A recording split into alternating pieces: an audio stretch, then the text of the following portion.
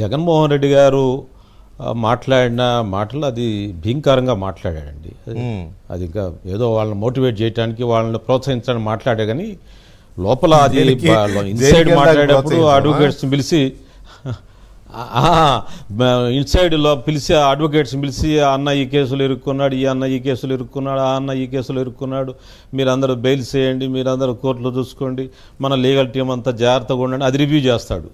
బయటికేమో మీటింగ్లో ప్రెస్ కనపడేప్పుడేమో భీంకరంగా ఏం కాదు, ఏం కేసులు ఉండవు, ఏం చేయవు, జైలుకి వెళ్తే నా పేరు దలుచుకోండి, ఇవన్నీ పిచ్చి మాటలండి. ఇవన్నీ జనాన్ని రెచ్చగొట్టడానికి చెప్పే మాటలు. ఏమండి ఇలా ఏమైనా స్వాతంత్ర సమరయోధులు అండి? గాంధీ మహాత్ములాగా నన్ను జైల్లో వేయండి అని చెప్పడానికి స్వాతంత్ర సమరయోధులు పాల్గొన్న వాళ్ళంతా ఏం చేశారంటే ఆ రోజు జైలుకి వెళ్ళడానికి పేర్లు ఇచ్చి జైలుకి వెళ్ళేవాళ్ళు వాళ్ళు. మేము చిన్నప్పుడు విద్యార్థి ఉద్యమాల్లో ఉన్నప్పుడు అరెస్టులు చేస్తాం, అందరం పోయి పేర్లు ఇచ్చేవాళ్ళం. మేమందరం మా పేరు రాసుకో, మా పేరు రాసుకునే వాళ్ళం మేము. అరే అది ఏంటి, ఒక ఇష్యూ మీద కాజ్ మీద పనిచేయటం కాదు, ఇదంతా దోచుకునేవాళ్ళు కదండి. దొంగలు ఎట్లా భయపడకుండా ఎట్లా ఉంటారు నాకు అర్థం కాదు. అవును, ఈ లాజిక్ కరెక్ట్ కాదు. మీరు అన్న మాటే ఉపసంహరించుకోవాలి వెంకటకృష్ణ గారు. మీరు అవునా? ఓకే, మాట్లాడేది ఉపసంహరించుకో. వాళ్ళేం స్వతంత్ర సమరయోధులు కాదు. ఒక్కొక్కళ్ళ చరిత్ర మీరు అంటే టీవీలో చాలామంది నాకు ఫ్రెండ్స్ కూడా ఉన్నారు, తెలిసిన వాళ్ళు కూడా ఉన్నారు, నేను పేర్లు ప్రస్తావించాను. కానీ మీరు వెళ్ళి ఆ లోకల్ పీపుల్ని అడిగితే చెప్తారు, విక్టిమ్స్ అంతా బారులు తీరుతారండి. ఒక్కొక్క కాన్స్టిట్యున్సీకి వెళ్తే డిస్ట్రిక్ట్ ఎంక్వైరీ అంటే మీరు పర్సనల్గా మరి భానుప్రకాష్ గారు లేకపోతే మేడం గారు, మన వాసిరెడ్డి పద్మ గారు లేకపోతే మీ టీంలో పంపిస్తే పొంగాల స్టోరీస్ వస్తాయి. నెల్లూరు కానీ, చిత్తూరు కానీ, గుంటూరు కానీ, కొన్ని ప్రదేశాలు, కొన్ని కాన్స్టిట్యున్సీస్. అందువల్ల వీళ్ళేం స్వాతంత్ర సమరయోధులు కాదు, వీళ్ళు అంతా చాలా విషయాలు ఉన్నారు. అందుకే లోకేష్ గారు ధైర్యంగా మాట్లాడుతున్నాడు, రెడ్ బుక్ అని మాట్లాడుతున్నారు. ఎందుకు మాట్లాడుతున్నారు అంటే వాళ్ళంతా నేరాలు చేసే నేరస్తులు కాబట్టి. మేము భయపెట్టలేదే, మేము కూడా ఉన్నాం రాజకీయాలు 30 ఏళ్ళ నుంచి మేము కూడా ఉన్నాము.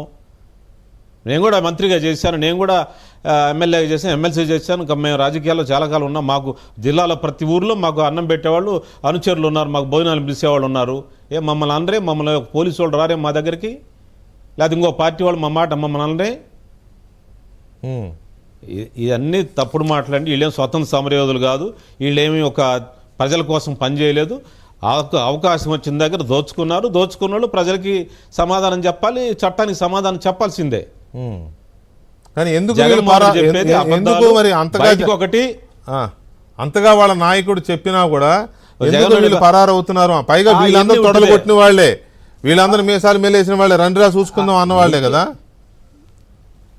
అందే కబుర్లే ఇవన్నీ, కూడా మీడియా ముందు మాట్లాడే కబుర్లే. వాళ్ళ అంతరాత్మకు తెలుసు, ఎక్కడెక్కడ నేరాలు చేసే వాళ్ళ ఆంతరాత్మ తెలుసు, వాళ్ళ ఇంట్లో వాళ్ళకి తెలుసు, ఆ కాన్స్టిట్యున్సీ ప్రజలకు తెలుసు, పోలీసులకు తెలుసు, అందరికి తెలుసు. ఇక్కడ మాట్లాడేది ఏంటంటే మీడియా ముందు తొడలు కొడతారు, భీకరంగా మాట్లాడతారు. మాట్లాడకపోతే జగన్ ఒప్పుకోడు. ఏదో ప్రాబ్లం ఉంది అధికారం ఉన్నప్పుడు. జగన్ ప్లీజ్ చేయాలంటే జగన్ దగ్గర ఆఫీసులో జగన్ సీఎంఓలో ఫైల్ క్లియర్ చేయించుకోవాలనుకుంటే వాళ్ళు ఎంత తొడలు కొడితే అంత పనులు అవుతాయి, లేకపోతే వాళ్ళు ఎంత గొంతు చించుకుంటే అంత అవుతాయి, ఎంత తిడితే అంత అవుతుంది, ఆ పనులు అవుతాయి. లేకపోతే వాళ్ళ పనులుగా వాళ్ళకి అది క్రైటీరియా. అది చంద్రబాబు గారినో ఎవరినో ఒకరిని కుటుంబ సభ్యులను బాగా వేధిస్తే వాళ్ళకి కొన్ని ఫైల్స్ క్లియర్ అవుతాయి. దట్ ఈస్ ది టెస్ట్ అనమాట. రైట్. అందువల్ల ఇవన్నీ కూడా జగన్మోహన్ రెడ్డి గారు చెప్పేంత కూడా ఊరికే కబుర్లండి. లోపల సుధాకర్ అన్న వీళ్ళందరూ కేసులు చూసుకోండి అన్న ఈ కేసులు చూసుకుని అందరిని బతిమలు ఆడుకుంటున్నారు, కోర్టుల చుట్టూ తిరుగుతున్నారు, బెయిల్ పిటిషన్ చేస్తున్నారు. అదేం లేదు. వాళ్ళు ఏంటంటే బయటికి మాట్లాడే మాటలు క్యాడర్ని ఆత్మస్థైర్యాన్ని నిలబెట్టుకోవడం కోసం, క్యాడర్ నిలబెట్టుకోవడం కోసం మాట్లాడే మాటలే కానీ చట్టం వాళ్ళు చేసిన